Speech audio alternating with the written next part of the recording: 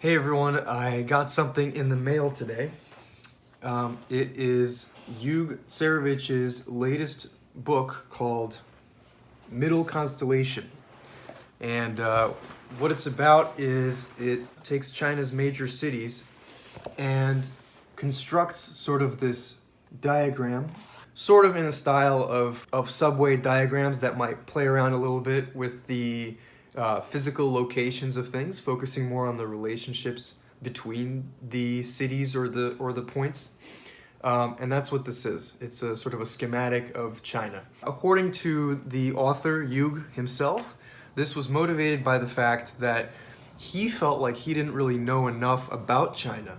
And he didn't know enough about sort of Chinese cities and how China was laid out. And so this book is basically showing his attempt to explain the layout of China sort of to himself. I got this book on Amazon for like $12 or something. It's really not that expensive. Actually, the hardcover version I think is for some reason cheaper than the paperback. I'm not really sure why. Before I get into reviewing the book, I just want to say, especially to Jug, if you're listening, congratulations. I think this is very beautiful, very stylish piece of work, and it's very interesting and thought-provoking for sure. Give my appreciation to Jug as always. I'm a big fan. So I guess, yeah, getting into the actual book itself.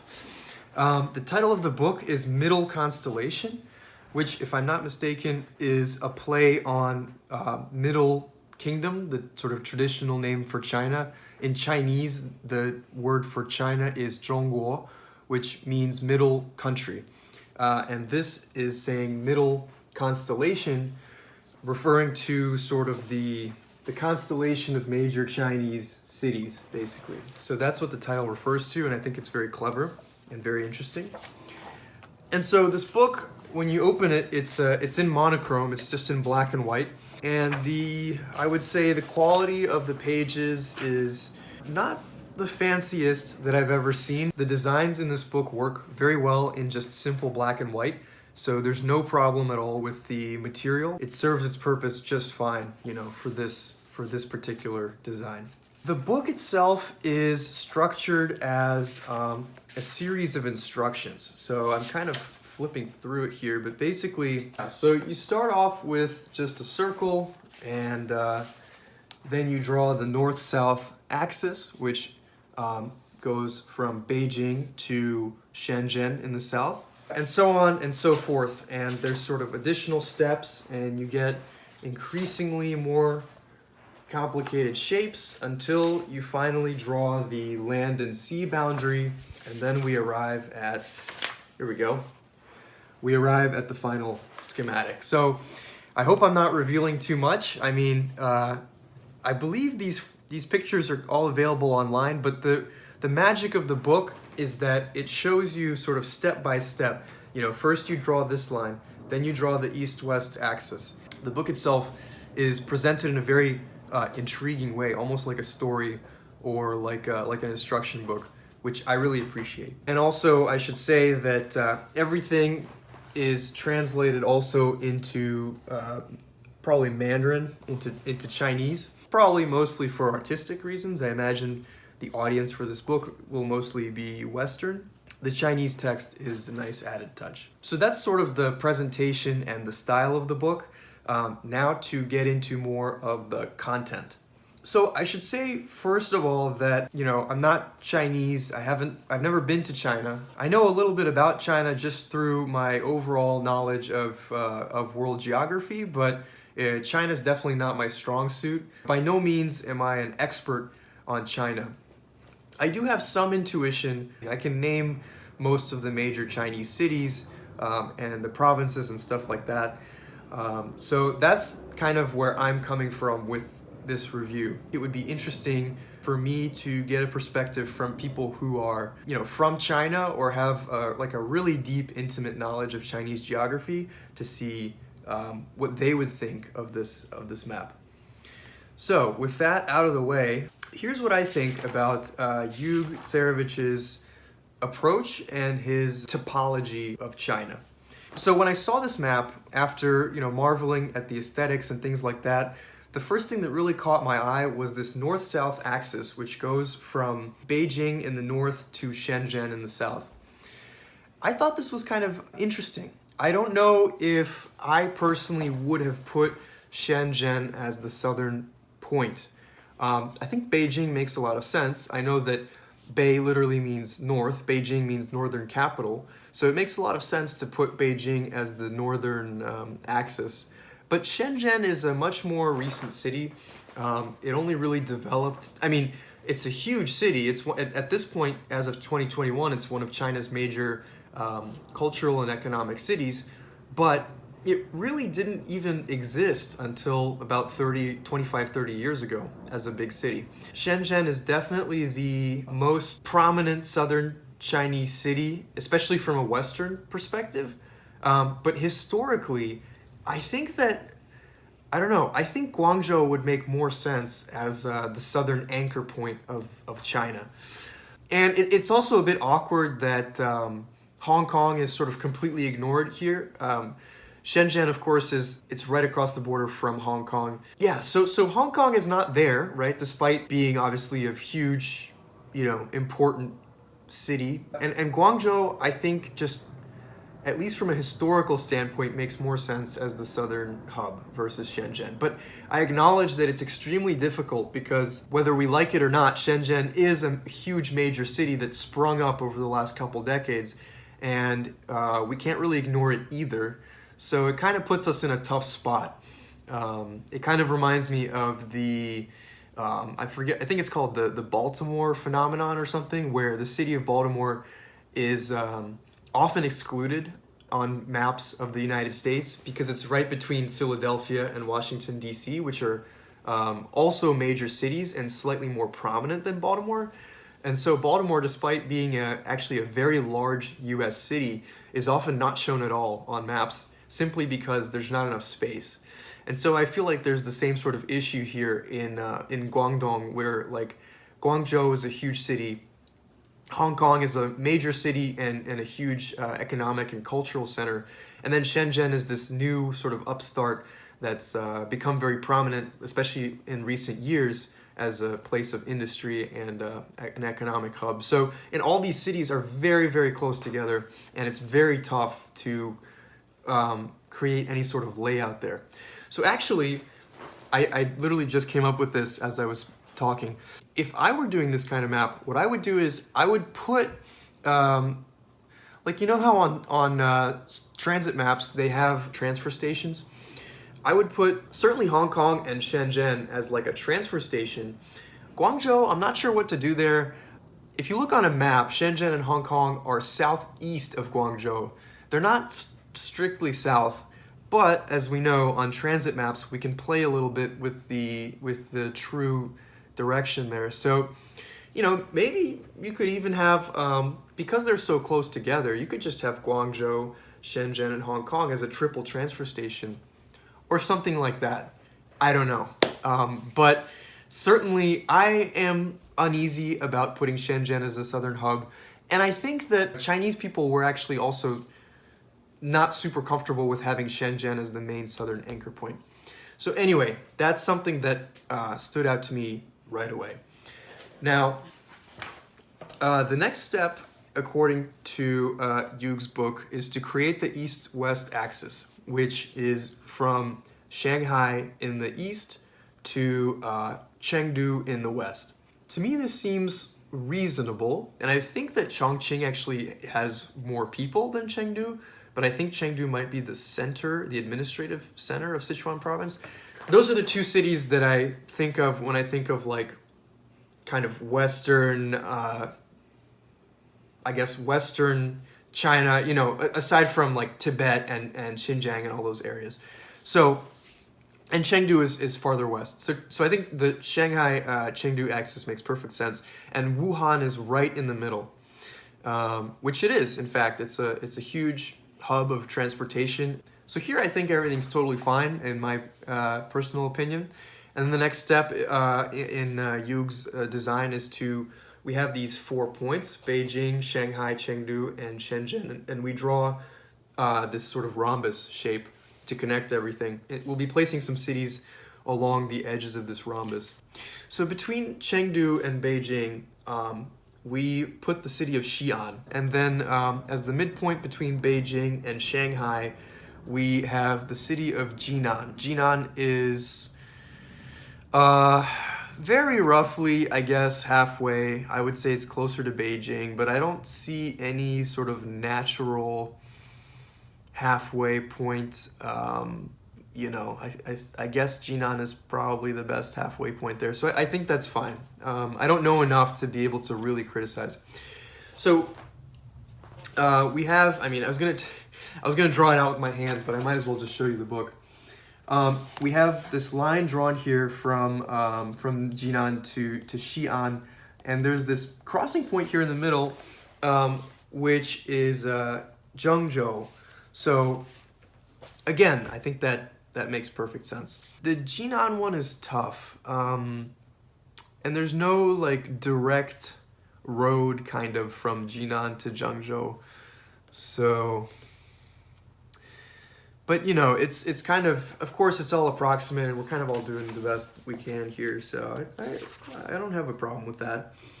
The next is this vertical line down from Jinan down to this point, and here we are placing the city of Nanchang, and at the intersection we have Hefei. We're talking about the midpoint between Jinan and Nanchang is I would say I don't know about Nanchang, actually, although it's inland, and I'm looking at the city of Fuzhou here, but I'm guessing that Fuzhou will probably go maybe on this outer circle because it's not on the coast, but it's really close to the coast, so maybe Fuzhou will go there. So I suppose that Nanchang is probably the best choice there. Again, it's like really tough, and I don't have enough of a mental intuition of China to really intimately know and be able to say. We continue with this southern line here with going from Nanchang through to Changsha is this intersection here, and here we have sorry, I just went backwards. And here we have Guiyang. So I'm switching between multiple maps here. Guizhou. I have a recent map of China, and then I have a map of China from 1964 open as well, because it's interesting, or I'm sorry, this looks like actually 1991. But it's good to have a map of China before all of the huge urbanization that happened in the last 30 years, just to get a better sense of like sort of the more traditional big cities. So for example, the 1991 map, it has Shenzhen, but it's less prominent than either Hong Kong or Guangzhou. So it gives you a good balance. So I'm flipping between these two maps as I'm talking, which is why I might have some pauses here and there and stumbles. But anyway, so Guiyang is supposed to be between the southern axis, which Jug puts as Shenzhen, and between that and Chengdu. And that, I think, makes perfect sense. No criticisms there. Finally, we have the line drawn between Xi'an and Guiyang. There's actually it looks like there's no city on that central point. At least when he draws that line, he never puts a city there. So that's interesting. And I suppose that's true. He could have put Chongqing there, but maybe there's. I would be shocked if he left Chongqing off the map entirely. So surely it will come sooner or later. Next, we're gonna do these little intersections here, probably north, south, east, and west. So this top one is obviously Tianjin, which is a major city that so far we've been missing, and that's I think very well placed between Jinan and Beijing. Tianjin, Taiyuan, and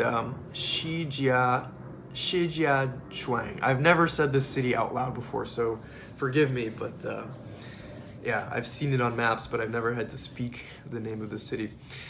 So Shijiazhuang is between Beijing and Zhengzhou. No objections here as far as I'm concerned. So then we draw the eastern axis, and that's going to be, finally, we include Nanjing, which funny enough, Nanjing means southern capital.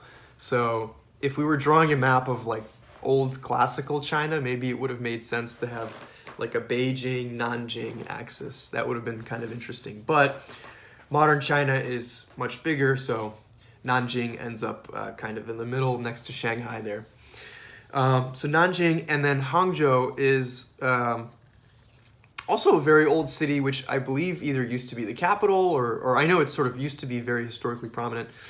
Hangzhou is placed between Shanghai and Nanchang, which again is indeed accurate. Yeah, I don't know. We're really, I get the feeling that if I really had an intimate knowledge of China, I feel like I might have done something differently here in that whole like Shanghai area, just because there's so many huge cities there. There's Shanghai in the east as sort of the anchor point. Hangzhou is a major city, obviously.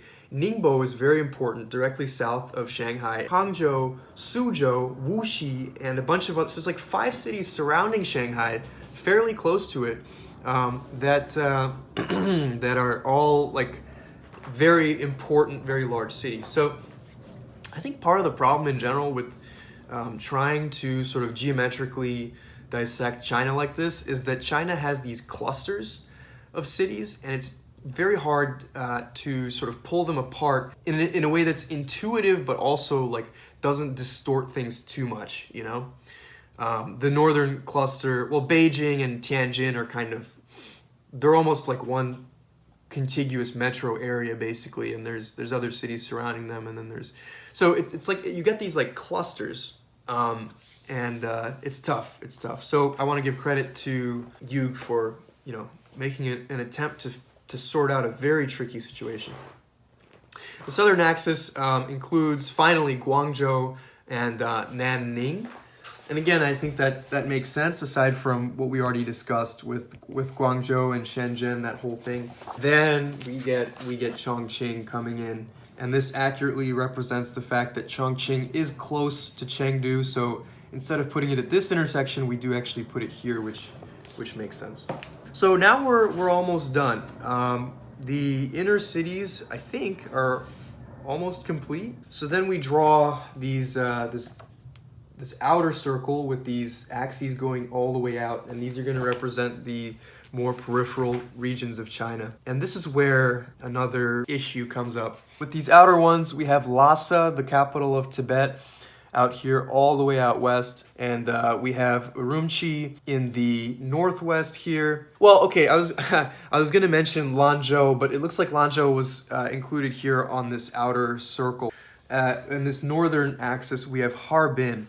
And that is a sort of debatable thing, because as people that know Chinese geography, they know that Harbin is in Manchuria, which is in northeast China. So it would be kind of, I think, more intuitive if Harbin was put here rather than up here.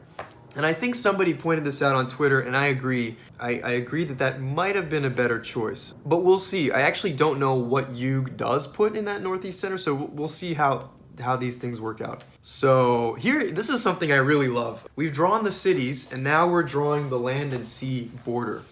And China has this very beautiful, in real life, actually, it almost is a perfect circle. If I show you an actual map of China, which I'll put in the video, it's very, very circular. So I love this. I love this squiggly line that I think actually represents things fairly nicely here. And then we get an extension of the squiggly here representing the Yellow Sea.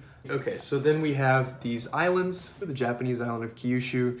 I think this represents Taiwan, and this represents Hainan. Oh, and I forgot to mention that a couple other cities were added. Fuzhou was added, as I was suggesting earlier. You know, we're still missing some fairly prominent Chinese port cities like Wenzhou. Oh, what's the other one that I'm thinking of?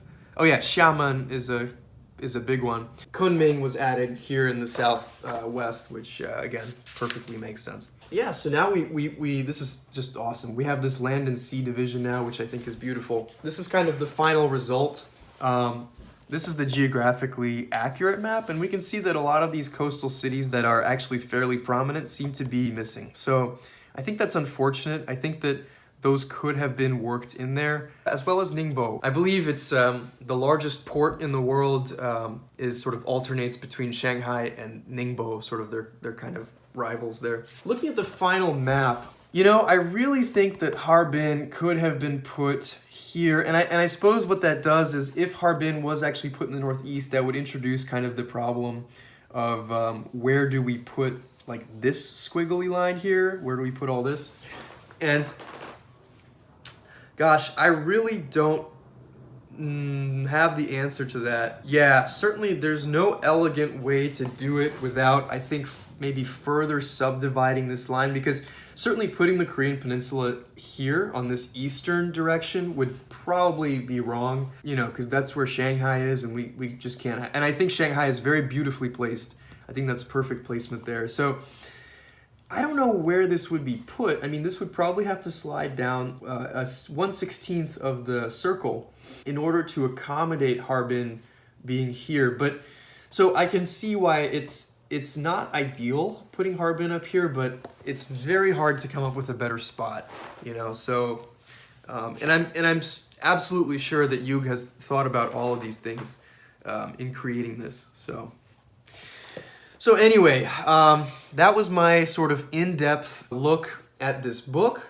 I think it's worth getting. I think it's very thought-provoking. If somebody picks it up and they're like, "Oh, what's this?" You know, you could start showing them, and then they'll be like, "Oh, it's interesting that they put Shenzhen as the southern anchor point and not Guangzhou." So it's like a good conversation starter, I think.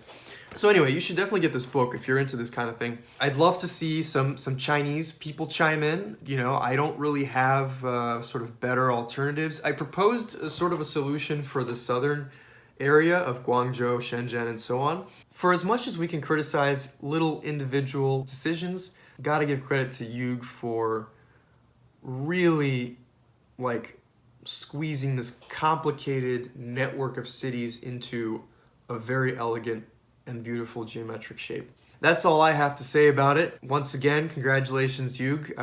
You know, you really got me thinking. If it's this easy to just publish an Amazon book, you know, maybe I should do it. Thanks for watching my spontaneous review of Jug Cerović's book, and if you're interested, be sure to grab it on Amazon.